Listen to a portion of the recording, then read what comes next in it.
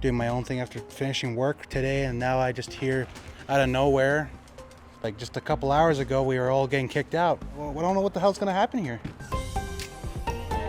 La nuit a été difficile pour les résidents d'un immeuble de 180 unités sur l'avenue Portage à Winnipeg. La ville a émis un ordre d'évacuation urgente autour de 19 h hier soir pour l'immeuble Birchwood Terrace.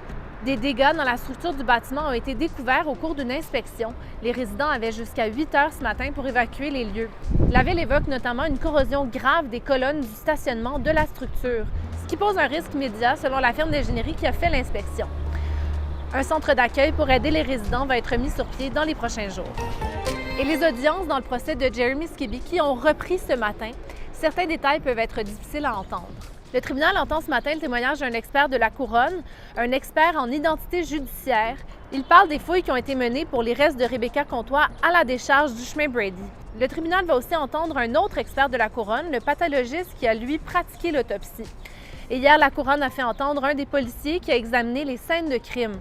Le témoignage de près de 3 heures nous a notamment appris que du sang des 4 victimes et des objets qui leur appartenaient avaient été retrouvés dans l'appartement du tueur en série. Jeremy Skibicki a reconnu cette semaine avoir tué 4 personnes.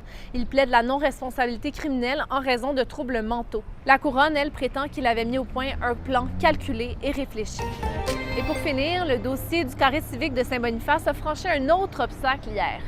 Le comité permanent sur la propriété et le développement de la ville de Winnipeg a reçu et approuvé à l'unanimité un rapport. Le rapport recommande que l'ancien hôtel de ville et l'ancienne caserne de pompiers de Saint-Boniface soient retirés de la liste de biens excédentaires.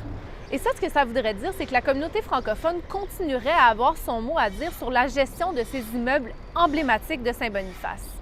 C'était votre vidéo journal. Là-dessus, je vous souhaite une excellente fin de semaine.